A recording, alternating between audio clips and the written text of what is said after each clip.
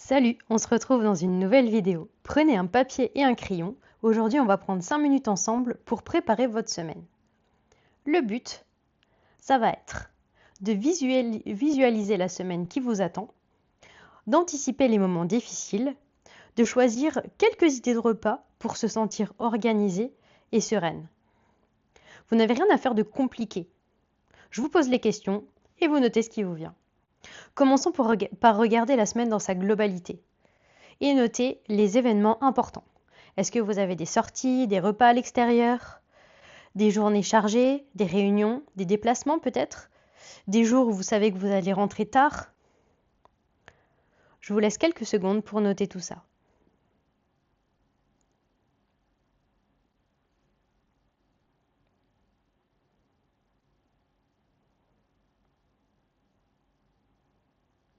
N'hésitez pas à mettre pause si vous avez besoin de plus de temps. Prochaine étape, ça va être de faire cette fois-ci une rétrospective de la semaine précédente ou des semaines passées pour identifier les moments difficiles de vos semaines. Est-ce que c'est plus difficile pour vous de gérer l'alimentation quand vous êtes seul à la maison? Quand vous êtes fatigué? Peut-être quand vous ressentez de l'ennui? Quand vous êtes stressé? Ou bien est-ce que vous avez un moment de la journée où vous avez tendance à plus grignoter, comme le soir par exemple, sur le canapé? Réfléchissez. Retrouvez les moments où vous avez senti que vous n'avez pas géré comme vous vouliez votre semaine. Où vous avez un peu regretté d'avoir fait les mauvais choix par fatigue, par stress.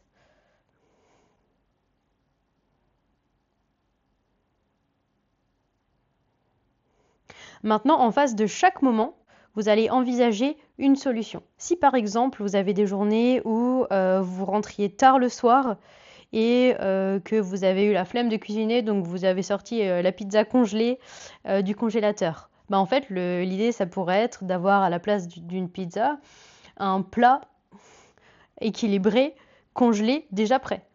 Ou bien si vous avez tendance à grignoter quand vous êtes seul à la maison ou le dimanche par exemple, mettre en place une boîte à grignotage à préparer le matin ou à l'avance, dans laquelle vous auriez des petits trucs à grignoter plus équilibrés que ce sur quoi vous allez vous rabattre si vous grignotez sans y réfléchir.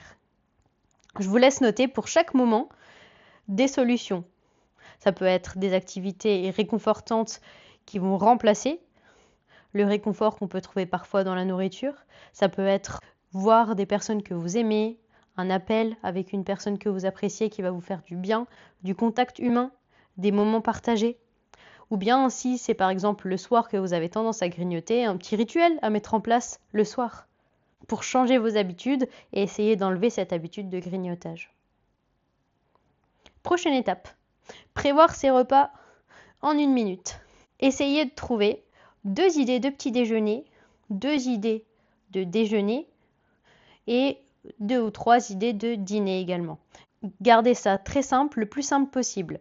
Essayez de composer avec un apport en protéines, un apport en fibres, un apport en féculents. Maintenant, choisissez une seule action que vous allez pouvoir faire et qui va vous faciliter la vie si vous la faites systématiquement à l'avance. Par exemple, quand vous avez un moment dans la semaine, faire cuire en grande quantité vos féculents ou bien prédécouper vos légumes. Préparer un plat en grande quantité que vous allez pouvoir congeler pour les moments où vous n'aurez pas le temps. Faire une soupe ou bien même avoir une solution de secours dans son placard, comme, je sais pas moi, une boîte de lentilles pour faire une petite salade vite fait, une boîte de thon pour toujours avoir des protéines. Et maintenant, je vous laisse finir ce petit bilan, cette petite anticipation de la semaine prochaine, en notant votre intention de la semaine. Ça peut être quelque chose du type je fais de mon mieux, pas quelque chose de parfait. Ou bien cette semaine, je prends soin de moi. Cette semaine, je reste constante dans mes efforts, même si ce sont de petits efforts. Ou bien je me focalise sur un seul objectif. Ça sert à rien de vouloir tout changer d'un coup. On peut y aller pas à pas en instaurant des habitudes qui vont être ancrées réellement dans le quotidien. Et moi, j'aime bien une phrase aussi, je fais les bons choix dès que je le peux. Il y a des moments où vous ne pouvez pas tout contrôler, on a déjà parlé ensemble, mais si vous vous dites je fais les bons choix quand je le peux, parce que ça me fait plaisir, parce que c'est pour ma santé et parce que je me sens bien en faisant ces choix-là, et ben ça va être plus facile quand vous êtes seul et quand vous êtes en mesure de contrôler la situation, de faire les bons choix. J'espère que ces 5 minutes que vous venez de prendre pour organiser votre semaine à venir vous aideront à vous sentir plus organisé, plus légère mentalement, plus aligné également avec vos objectifs. Gardez votre feuille visible toute la semaine. Mettez-la sur le frigo et gardez en tête que ce que vous venez de faire, c'est le premier pas pour réussir à changer vos habitudes. La conscientisation de vos problèmes, c'est le point de départ, le point clé pour pouvoir changer ensuite et trouver de meilleures habitudes et des solutions à ces problèmes. Je vous souhaite une très belle semaine et je vous dis à très bientôt.